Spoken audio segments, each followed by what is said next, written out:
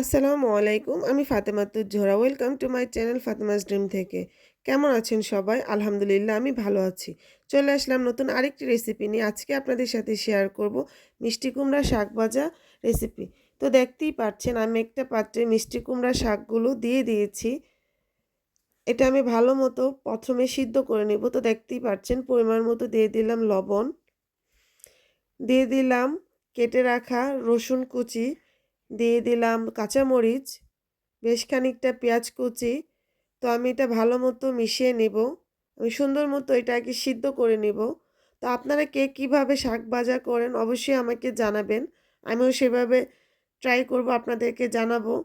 তো আমি যেভাবে রান্না করছি আপনারা এভাবে ট্রাই করে দেখবেন আপনাদের কাছে কেমন লাগে। আশা করি ভালো লাগবে। আমার সাথে শেয়ার করবেন অবশ্যই।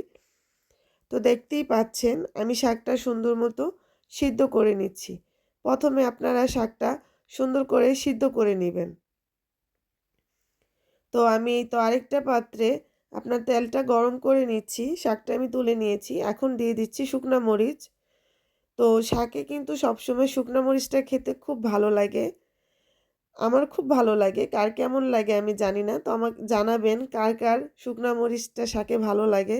তো আমি শুকনা মরিচটা ভেজে দিয়ে দিলাম পেঁয়াজ আর রসুন কুচি। আমি এটা শুকনো মরিচের সাথে সুন্দর করে ভেজে নেব। তো অবশ্যই কিন্তু মেসেজ করে আমাকে জানাবেন কার শাকে শুকনা মরিচটা ভালো লাগে। আমি মরিচ খেতে খুব ভালোবাসি, আমার থেকে খুব ভালো লাগে। তো আপনাদের কেমন লাগে অবশ্যই জানাবেন। আর আমার রান্না কার ভালো লাগে অবশ্য আমাকে কমেন্টে জানাবেন। আর আপনারা কিভাবে রান্না করেন সেটাও আমার সাথে শেয়ার করবেন। আমি চেষ্টা করব আপনাদের মতো রান্না করতে, আপনাদের পছন্দ মতো রান্না করতে। তো আমার ভাজা হয়ে গেছে। এখন সিদ্ধ করে রাখা শাকটা আমি দিয়ে দিচ্ছি।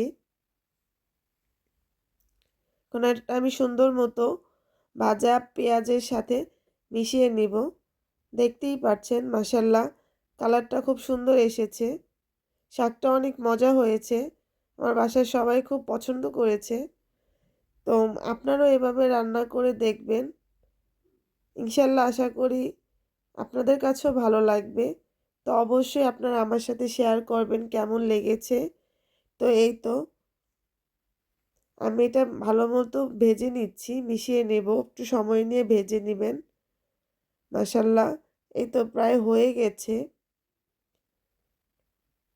তো খেতে অনেক মজা হয়েছিল। তো আপনারা অবশ্যই ট্রাই করে আমাকে জানাবেন যে কেমন হয়েছে। আর আমার রান্নাটা আপনাদের কাছে কেমন লেগেছে সেটাও আমাকে জানাবেন।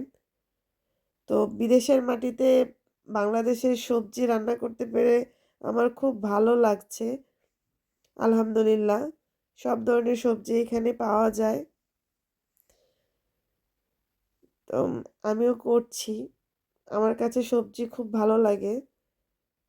তো এই তো প্রায় আমার রান্না শেষ। এখন এটা আমি বাটিতে তুলে নেব। তো এই তো দেখতে পাচ্ছেন ফাইনাল লুক কেমন হয়েছে অবশ্যই জানাবেন। আপনারাও বাসায় ট্রাই করবেন। তো thanks for watching my video. আমার পাশে থাকবেন, আমার চ্যানেলটাকে সাবস্ক্রাইব করবেন, লাইক শেয়ার করবেন। আল্লাহ হাফেজ।